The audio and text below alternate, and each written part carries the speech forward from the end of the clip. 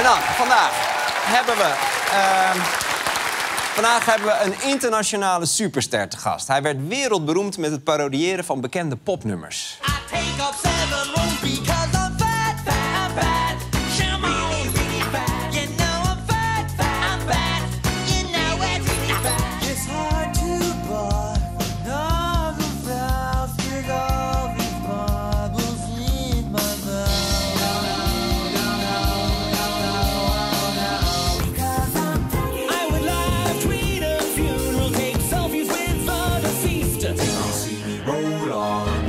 Segue. I know in my heart they think I'm white and nerdy. Think I'm just too white and nerdy. Ja, give it up for comedian, songwriter, performer, actor en accordeonist Weird Al Yankovic!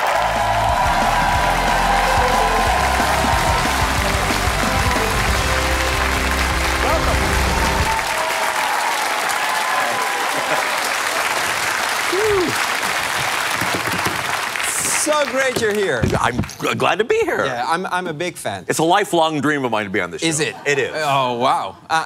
Well, I'm honored. I heard you went to Tilburg this weekend. I did, yeah. We played a few nights ago. Yeah, did you know it was Carnival? Not at the time. I found out pretty quickly, though. Yeah, yeah. Yeah. I walked outside the venue, and of course, there's the whole parade going on, and I was literally the least weird-looking person there.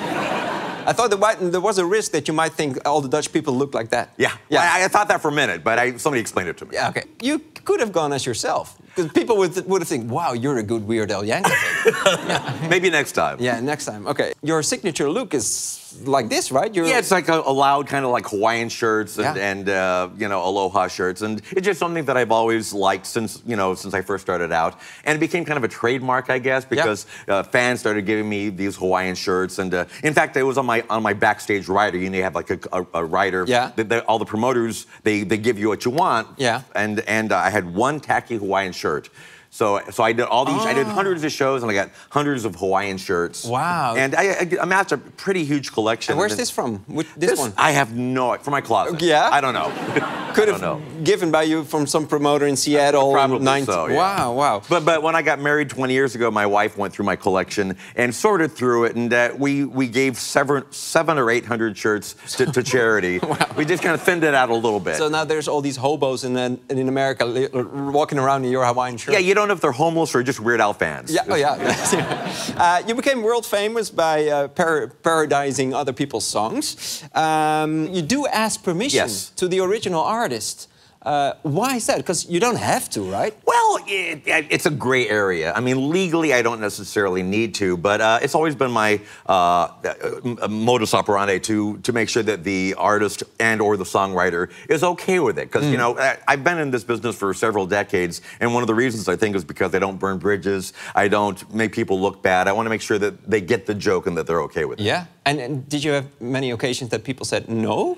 Not any. You know, when I first started out, it was more people were like, "Yeah, I don't know about this Weird Al guy," but I've been doing it long enough now that it's sort of like a rite of passage. It's like, you know, you've got your Grammy, you've got your platinum record, and next is the Weird Al parody. Then you've really made it. They call it the Weird Al Yankovic bump. Oh, right? the Yankovic bump. Yeah, that was which is whenever I do a parody, the original artist actually gets a spike in sales. Yeah. Yeah. Wow. So now everybody wants you to do a parody. That's And do you have an example from someone who said no? The only person really who consistently said no over the years was Prince. And you know, I think he had a decent sense of humor. Yeah. He actually liked it when I made fun of Michael Jackson. Yeah. And when it's about somebody else, he's fine. Yeah, but not his own songs. He was a little bit more precious about. Yeah. Yeah. Oh, so you never did it? No. Wow, you're a cool guy. How do fans react to the songs? Because I remember when I was a kid, I was like 13, 14, I was a big Nirvana fan. Oh, yeah. And your song came out, and I didn't know what to think. Because I was a huge fan. I was like, this guy is mocking my favorite band, what's going on? But I taped it anyway, because I was collecting everything Nirvana made, so it was on a VHS tape. And then all of a sudden, somewhere I heard Dave Grohl or someone said, well, it's cool, we like the song. And I got his blessing. I like it too. Yeah, yeah. It's very funny. No, yeah, the band loved the song. And I got the same kind of flack, like a lot of Nirvana fans were like, what are you doing with this, you know? But yeah, I mean, like I said, like I always get permission. And I talked to Kurt Cobain on the phone. Wow. He was doing Saturday Night Live in the States. Yeah. And I tracked him down because we were trying to get permission, and his manager wasn't returning phone calls. And I had a friend who was in the cast of Saturday Night Live, and I said, if you get Kurt Cobain alone in a room, put him on the phone with me. I want to talk to him. Wow. And she did. And I said, hey, Kurt, it's Weird Al Yankovic, and can I do a parody of Smells Like Teen Spirit? And he's like, oh, yeah, sure. And then immediately said, it's going to be a song about food, because a lot of my songs are like food-related, like Eat It and Fat. And, and I said, no, it's going to be a song about how nobody can understand your lyrics. And he's like, oh, yeah, that's funny. Yeah. I heard a story about a fan who did something to his body, which was quite grotesque. Do you know what I'm talking about? I think I do. A lot of fans have gotten Weird Al tattoos over the years. I've seen hundreds of Weird Al tattoos. Wow. And some of them are amazing, and some of them are scary. and this, the one, if it's what I'm thinking of, this one's kind of both. This guy got a tattoo of my face over his entire back. I think we have a Do we have, you have it? Yeah, can we see it? There it is. There it is. Wow, Yeah. how do you respond to something like this? You know, it's again, it's a little bit of fear, but also, you know, I'm honored, I'm humbled, but it means I can't do anything this guy's going to be embarrassed about. Like if I did something he was offended by, he'd be like, oh man, I've got him over my whole back. What do I do now? If you get canceled now for something, Right. this guy's screwed. Yeah, Right. Oh wow! So recently, last year, there was a film made about your life, a biopic. Yes. I watched it and I thought it was incredibly funny. Thank you. It was also kind of difficult to believe that everything went the way it went. Well, the reason that is because it's actually a parody of biopics. Yeah. So it's based loosely on my life story, but you know, my own life is not that dramatic or interesting, really. But so we had to amp it because most Hollywood biopics, they play fast and loose with the facts, and they change their chronology and just make stuff up. And I thought, well, if that's the way that Hollywood likes to do biopics, I'm going to really lean into that and just throw facts out the window. Yeah. Why not? We have a clip of the movie. Let's take a look.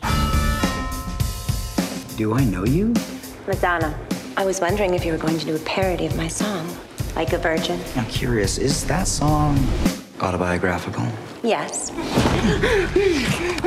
Except for the fact that I've had a lot of sex. So I've never actually made out with Madonna, but I thought that would be good for the movie. It was. Yeah. Did the audience see who was portraying Al? Did you recognize the actor?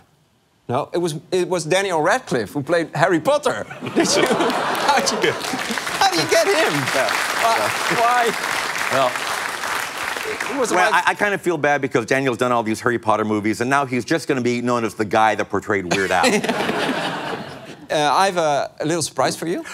Okay. Because I know how fond you are of Hawaiian shirts. I bet you don't have this one. It's a Delft's Blauw, typically Dutch Hawaiian shirt.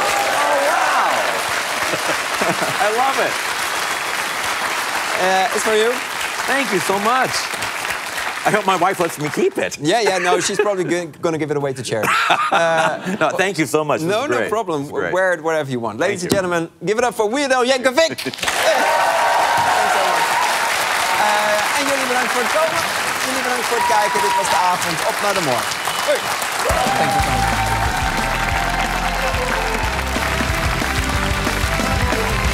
Meer Avondshow, ga naar NPO Start. Meer economisch nieuws, ga naar RTL Z. Wat? Waarom maken we eigenlijk reclame voor RTL Z? Dat is helemaal niet per se nodig. Nou ja, moeten we het misschien even over hebben dan nog.